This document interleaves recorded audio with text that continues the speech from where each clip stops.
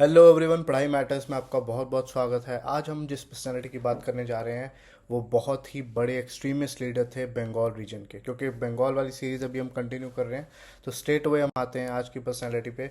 That is Bipin Chandra Pal.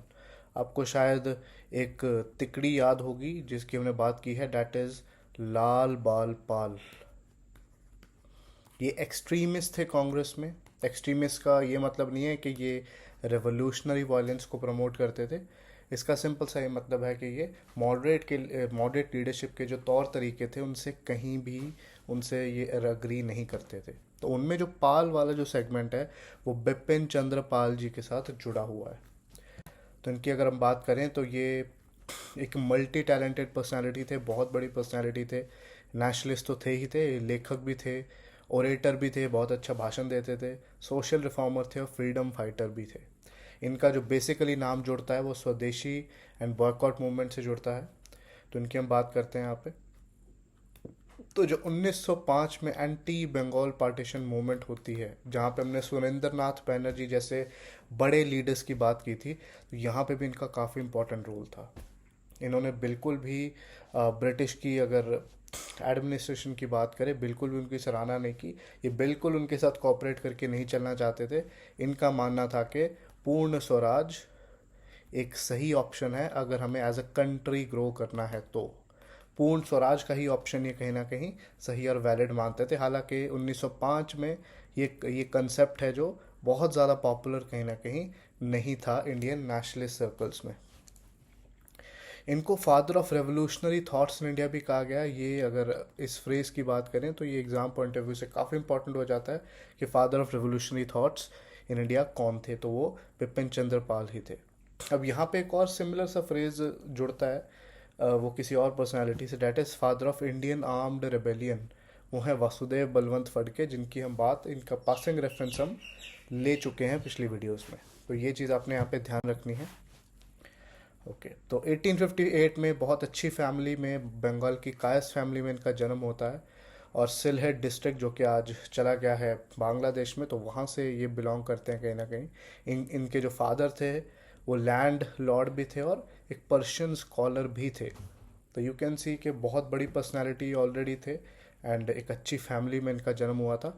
तो बहुत successfully अपनी लाइफ में भी होते हैं, लेकिन फिर भी इन्होंने एक अच्छा टाइम है कहाँ डेडिकेट करा, नेशनलिज्म के कॉज के लिए करा। और ये अर्ली नेशनलिस्ट हैं, उनकी एक कॉमन थीम आपको ये दिखेगी कि अच्छी फैमिली से आते थे, एक रईस फैमिली से आते थे, फिर भी काफ़ी ज़्यादा जो सेक्रीफाइस है नेशनलिज्म के लिए वो करते हुए दिख रहे थे। तो चर्च मिशन सोसाइटी कॉलेज, जो कि saint Paul's cathedral mission college है, ठीक है, वहाँ से उन्होंने पढ़ाई हासिल की, जो कि आज यूनिवर्सिटी ऑफ कैलकाटा में कहीं ना कहीं इंक्लूडेड है। तो बहुत ज़्यादा पढ़े लिखे ये भी थे, जस्ट लाइक अदर लीडर्स जिनकी हमने बात की है। इनकी फैमिली का अगर हम देखें तो इनके जो दामाद थे और इवन और भी जो लोग थे वो भी बहुत इम्पोर्टेंट पर्सनालिटीज़ बने बाद में चलकर। बॉम्बे टॉकीज़, जो कि 1934 में एक फिल्म स्टूडियो बना था, one of the earliest in India film studio, जिसमें हिमांशु राय जैसे बहुत बड़े दिग्गज यहाँ पे शामिल थे। हिमांशु राय बहुत बड़ी पर्सनैलिटी थे जो फिल्म जगत में, जिन्होंने स्टूडियो को इस्टेब्लिश किया। तो उनके साथ मिलके इन्होंने बॉम्बे टॉकीज़ की स्थापना करी 1934 में, जब हम आज़ाद भी नहीं हुए थे।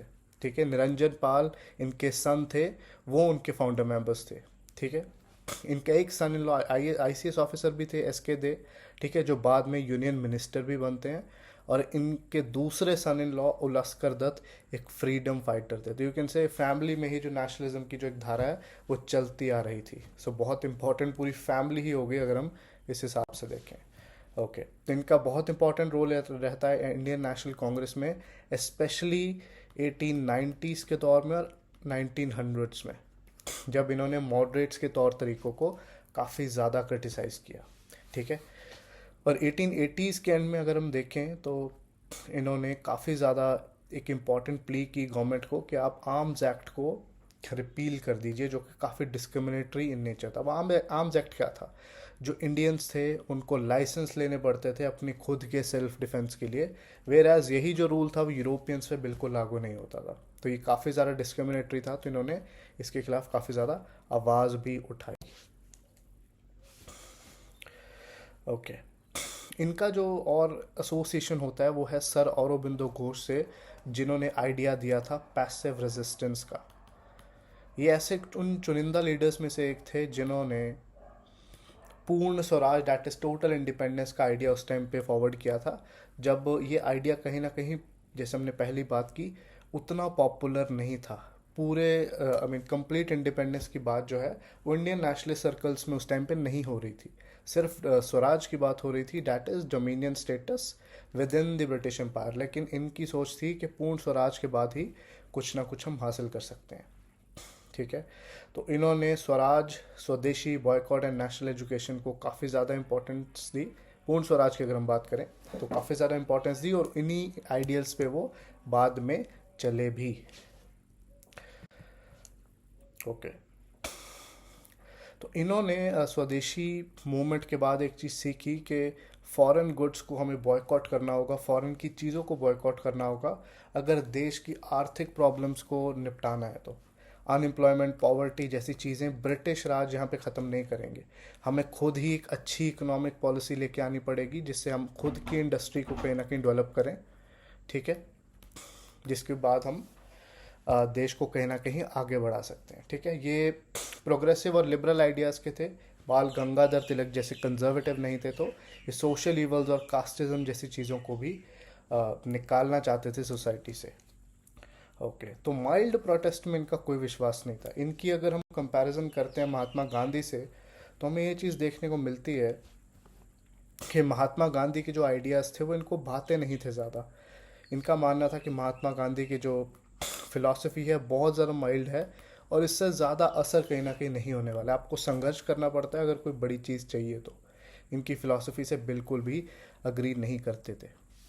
ओके, अपने आखिरी सालों में ये थोड़े स्पिरिचुअल हो गए थे, और इन्होंने कांग्रेस और काफ़ी जो इस पूरी लहर है उससे दूरी बना ली थी, और एक सिक्लूडेड और एक अलग थलग लाइफ जीनी शुरू कर दी थी। एक इनको और टाइटल दिया गया, डैट इज श्री औरोबिंदो घोष जो कि थे, उन्होंने इनको माइटीएस्ट प्रॉफिट्स ऑफ नेशनलिज्म कहा। Again this is very important from exam point of view. ये दो फ्रेजेस यूज़ किए गए हैं, काफ़ी ज़्यादा इंपॉर्टेंट हो जाते हैं। ओके, तो जैसे हमने बात की, लिबरल आइडियाज़ के थे। ये चाहते थे कि भाई विडोज़ की जो रीमैरिज अलाउड हो, कास्ट सिस्टम ना हो, तो उस मामले में काफ़ी प्रोग्रेसिव थे। तो इन्होंने इवन इकोनॉमिकली भी सजेस्ट किया एक मॉडल कि 48 आवर वर्किंग वीक होना चाहिए वर्कर्स का, और वर्कर्स की जो वेजेस हैं उनमें खासी एक बढ़ोतरी होनी चाहिए, जिससे वो एक डिसेंट स्टैंडर्ड ऑफ लिविंग को कहीं ना कहीं चला सकें।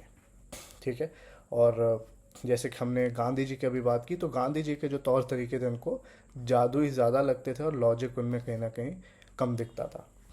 तो ये जर्नलिस्ट भी थे, बहुत बड़े जर्नलिस्ट थे, और इन्होंने Bengal public opinion, the Tribune, New India और पारिदर्शक जैसे न्यूज़पेपर्स में लिखने का काम भी किया है, जहाँ पे इन्होंने अपने आइडियाज़ को स्प्रेड किया है। तो ये न्यूज़पेपर्स भी यहाँ पे इम्पोर्टेंट हो जाते हैं। ओके, जब आज़ादी की तरफ हम बढ़े थे, तो इन्होंने इवन इंटरनेशनली भी अपनी डेथ से पहले काफ़ी कुछ प्रेडिक्शंस की थी। इंटरनेशनल जो इनकी एक नज़र थी वो काफ़ी अच्छी थी। तो इन्होंने कहा था कि जब हम आज़ाद होंगे तो हमें जो रियल डेंजर है, बहुत बड़ा जो ख़तरा है, वो चाइना से आने वाला है। जबकि चाइना के साथ हमारे हिस्टोरिकल और इवन आज़ादी से पहले तक के रिलेशंस देखे तो बहुत अच्छे थे। रादर हमने सबसे पहले उनको रिकॉग्नाइज़ किया डिस्पाइट द फैक्ट कि वो कम्युनिस्ट कंट्री था। लेकिन इन्होंने भांप लिया था कि चाइना हमारे लिए बहुत बड़ी मुसीबत फ्यूचर में जाके बन सकता है। यू कैन से कि काफ़ी पारदर्शी थे अपनी विजन में। सो आई होप आपने आज का वीडियो यहाँ पे एंजॉय किया होगा, काफ़ी इनके बारे में सीखने को मिला होगा। अगली वीडियो में फिर से हम हाजिर होंगे और पर्सनैलिटीज़ के साथ जो कि इंपॉर्टेंट है। तब तक अपना ध्यान रखिए। जय हिंद।